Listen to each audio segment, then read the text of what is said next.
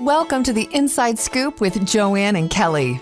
Now consider this short chat a friendly Friday bonus where they will share the inside scoop on some of their favorite things in the creative world.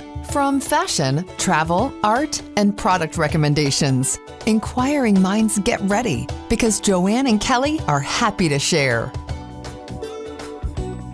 Hey everybody, welcome to the Inside Scoop with Kandrac Kole. And today we're talking about what are museum bees and why we love them. Mm-hmm. We first discovered these little trinkets. I think we saw them at a show house. And then before we went to Nashville? Yes. Really? We had them before I don't remember we went to that. Nashville. Okay. And then, seeing them in antique stores and whatever. It's this great little, I don't know, how do you describe it? They are little, well, Russ is showing them on the screen, and I feel we got a lot of screamers after our OTBT episode because we realized that a lot of you don't watch us on YouTube, or if you generally are one or the other, you listen or you watch. So we'll try to be as descriptive as possible. But museum bees are these little tiny framed pieces of art.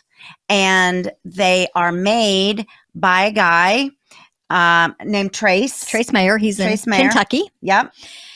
They're tiny. They're called bees, but not all of them have bees on it. But he started out with bees. So they can be anywhere from 1 inch to 7 inches wide. And they're majority, like just little squares. Yeah. The majority of them are reproduced frames that were from the 1860s to the 1880s. Mm-hmm. And they're recycled antique picture frames that he cuts up.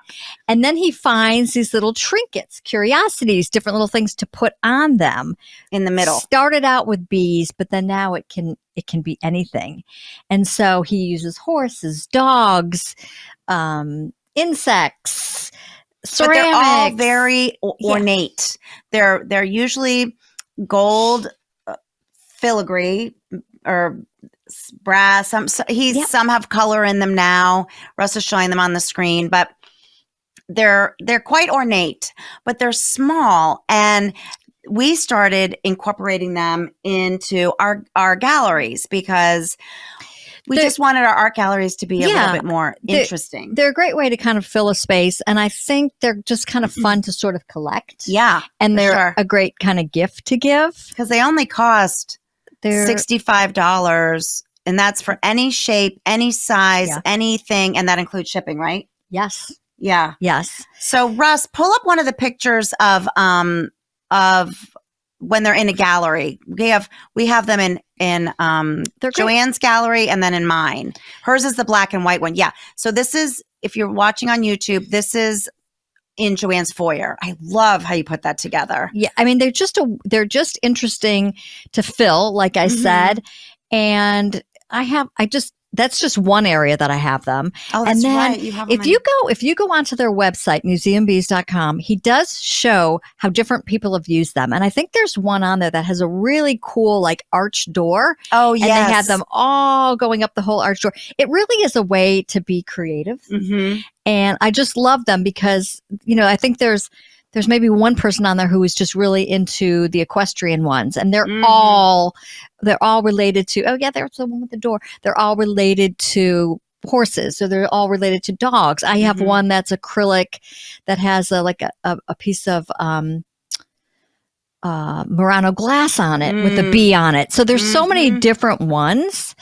But I think there's another interesting thing about these. So when we first heard about them and saw them, we went to the Nashville Antiques and Garden Show. Oh, that's another one. If you ever get a chance, goes on, I believe, so in February. Yes. And so here was Trace with a huge display of them. He had them all over the walls, and he is so passionate about them. He loves to talk about how he does it. And the really kind of cool thing, I guess he's from Kentucky. And so what he does, he signs the back of every one of these with the name of the winner of the Kentucky Derby for that year. Mm-hmm. So for 2023, the winner was Mage. So on the back, you'll see MA on the back of those. So you can look on the back of those and know what year that he did them. And he has a partner, and they make all these themselves. They make all these themselves. It's crazy. He's been doing it for 12 years. Mm-hmm. And I told him that we were going to be doing this podcast and if he wanted to let anybody know about anything. And he just said that he feels so grateful to work in a field where he can create things all the time. And he's so grateful and loves what he does. And he has there's a lot of different places that you can get them. So if you go to his website and put in your state, it'll show you what places carry them, or you can order them online. They ship pretty quickly. Yeah. But the thing that he has started doing, well, he's probably been doing it for a while, is he gives a little teaser on Instagram, and then he comes out with all new ones on Wednesday at 10:30. Yeah. So you better be right there and ready to go ahead and get the new ones because they're one of a kinds. Yes, they are one of a kinds. Everyone. Yeah. Everyone. And, we've talked about on Inside Design a lot about the power of art and how strongly we feel about incorporating original art and special art and art with stories throughout your home. And this is a way to get started. If you're like, oh, I don't have the budget for that, or I don't know, I can't do it. Or you've got just a small little area. Maybe it's even it's in a powder room, or it's inside of a bookcase. And we did it in the Kiowa project in her bathroom. She's got a beautiful little piece of art, and there's 1, 2, 3, 4 just framing out, going around the bigger piece of art. Going around the bigger piece of art. And if you're one of those people that no one knows what to buy for you, you could start the collection. Yeah, I've given you several. You've given me several. I've gotten several for gifts. And I gave you did I give you that? I think Russ has a picture of the palmetto. Oh, the yes. one that reminds you of Charleston. Yes. I don't know if I gave you that one or. Nope. I saw it and I ordered it right away. So he does things with oyster shells too. Like they're always different. So yeah, there's the Charleston palmetto moon. So there's something that's usually meaningful in some way. Yeah. I have one, of course, with a golden retriever. Yeah. I mean, so it's kind of a great, it's kind of a great gift and whatever. And so just thought that you guys might think that was kind of cool. And I will say that I've seen a few knockoffs at area kind of antique markets and stuff, and it upsets me greatly.